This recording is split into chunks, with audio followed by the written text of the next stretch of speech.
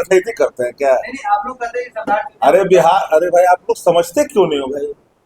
बिहार के मुख्यमंत्री हैं सम्राट चौधरी जी, सत्ता पक्ष को लीड कर रहे हैं, गवर्नमेंट को लीड कर रहे हैं।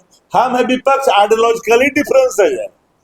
भाजपा भले ही विपक्ष को दुश्मन समझता है, हम लोग किसी व्यक्ति को दुश्मन नहीं समझते हैं, आइडियोलॉजिकली हम लोग प्रहार करते हैं।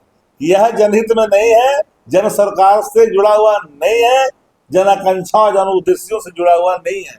ये हम लोग आईना दिखाते हैं कि यहाँ भ्रष्टाचार हो रहा है, आपका अधिकारी लूट रहा है, यहाँ लूट हत्या हो रहा है, ताकि सजग हो सरकार। देखिए एनडीए में घमासान मचा हुआ है। एक नेता दूसरे नेता के बातों को काट रहे हैं, दूसरे नेता के बातों का मैच नहीं हो रहा है। और इस बीच में बांकीपुर विधानसभा का उपचुनाव का बिगुल फूंका चुका है। आप देख सकते हैं, आपको हम बताने का प्रयास कर रहे हैं कि बीजेपी अभिषेक कुमार उर्फ बंटी कुमार को कैंडिडेट बनाया है और आरजेडी रेखा कुमारी उर्फ रेखा गुप्ता को बनाया है। इस बीच में महागठबंधन सजग हो चुकी है। इस बीच में जो राजद के प्रवक्ता हैं शक्ति यादव, इस पर बयान देते हुए क्या कुछ कह रहे हैं, सुनिए पहले उनके बयानों को। सम्राट चौधरी बड़ी बैठक बुलाने के बाद जब जब भी एनडीए बैठक बुलाने लगे जिलाध्यक्ष को एनडीए की, तो समझ जाओ कि पहले दाल में काला था, अब काला में दाल है। यानी मामला बहुत बिगड़ चुका है। जनता भाजपा को देखना नहीं चाहती है। जीतनराम मांझी ने क्या कहा? कह रहा है नाखून काट के शहीद हो रहा है। कह रहा कुर्मी को दिक्कत है कि हम जिता दे जीतन मांझी को। भूमिहार राजपूत कहता है कि हम जिता दे जीतन मांझी को। ये जीतन मांझी बोल रहे हैं। हमने ज्यादा मुसलमान कहता है कि हम जिता दिए। तो इस सब जात को तुम कह रहा है कि जितेबे नहीं किए, तो आप जाकर के लकड़नाला के हाथ से लेकर के आ गए थे क्या वोट? कि वोट जनते दिया है, तो मर के चले गए ऊपर जो का वो दे दिए वोट आकर के। या तो मशीन जो बोले है मशीन में दे दिया होगा वोट। जब ये सब जनता देवे नहीं किया, जनता मालिके नहीं है हमारा, तो कौन दे दिया? जरा पूछना चाहिए ना। लकड़बागी वक्तव्य देने से अच्छा है कि सच को स्वीकार करना चाहिए। बिलो द बेल्ट टिप्पणी नहीं करनी चाहिए। हर जाति को कटघरे में खड़ा करिएगा। किसको आपने बख्शा भाई? एनडीए में घमासान है। एक मंत्री कह रहा है कि नकली बंदूक है, और एक मंत्री कह रहा है कि नहीं रे भैया असली बंदूक है। कैसा सरकार भाई? ये कैसी शिष्टाचार, कैसी सरकार? बीजेपी का एक विंग कुछ कर रहा है और एक विंग कुछ कह रहा है। तो हम लोगों ने एक लाइन में कह दिया, ये एनडीए की जो बैठक है इनके खलबली का प्रतीक है।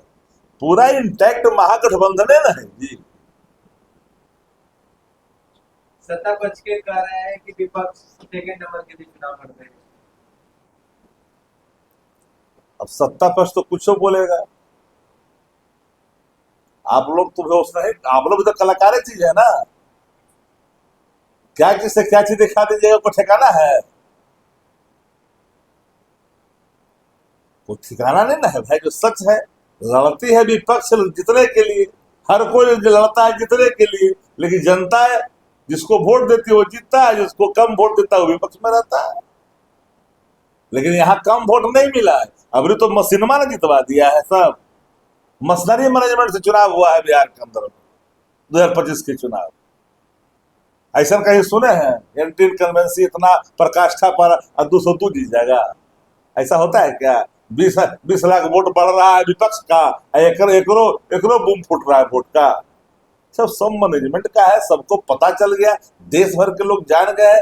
ये जो है इलेक्शन मैनेजमेंट से चुनाव जीता है, मशीनरी मैनेजमेंट से, तंत्र मैनेजमेंट से, खजाने का दुरुपयोग से। बताने की क्या जरूरत है, सबको पता है। अच्छी एक तरफ आईपी गुप्ता सम्राट चौधरी के जनता दल महागठबंधन समर्थित प्रत्याशी बांकीपुर उपचुनाव में रेखा कुमारी उर्फ रेखा गुप्ता का कल नामांकन है। महागठबंधन के सभी नेता, उस दल के लोग राष्ट्रीय जनता दल के प्रदेश कार्यालय से नॉमिनेशन स्थल तक जाएंगे और सब नेता उसमें शामिल होंगे। महागठबंधन ने एक बड़ी रेखा खींची है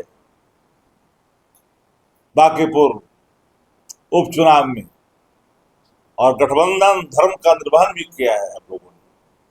2025 के चुनाव में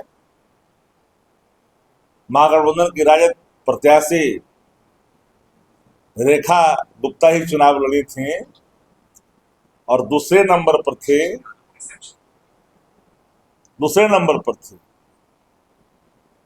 तो हमने पुनः उनको बनाया है। हमारे नेता ने, आदरणीय तेजस्वी जी, लालू जी ने, पार्टी ने विचार किया तो कल नॉमिनेशन तो है।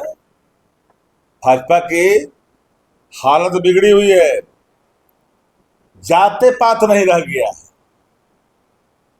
महंगाई का असर सब परिवार पर है ना, बेरोजगारी का असर सब परिवार पर है।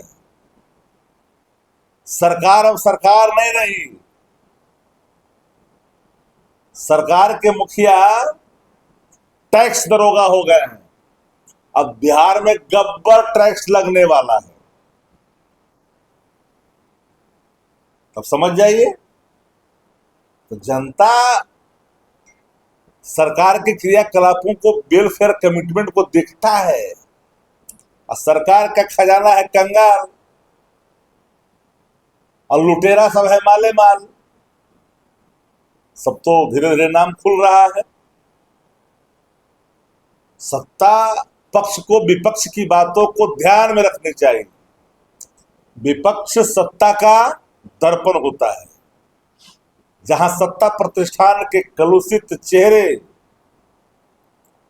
जब दिखता है तो वो साफ करता है, ठीक करता है। तो आजकल विपक्ष को दुश्मन समझता है। विपक्ष की आवाज जनहित में, लेकिन चूंकि अब तो उपचुनाव है, राजद आएगी या भाजपा जाएगी, चुनाव के परिणाम राजद के पक्ष में आएगा। तो जी हाँ, आपने सुना, उन्होंने कहा कि महागठबंधन सजग हो चुकी है और कल नॉमिनेशन होने वाली है। महागठबंधन के तमाम जो बड़े बड़े नेता हैं एक साथ जाएंगे नॉमिनेशन स्थल तक, और बीजेपी में घमासान जो मचा हुआ है उसको लेकर के 10 तारीख को जो बैठक बुलाई गई है उस पर भी कटाक्ष करते हुए शक्ति यादव नजर आए हैं। बाकी आपकी क्या प्रतिक्रिया है कमेंट बॉक्स में जरूर बताएं। देखते रहें एक न्यूज़ 24। धन्यवाद।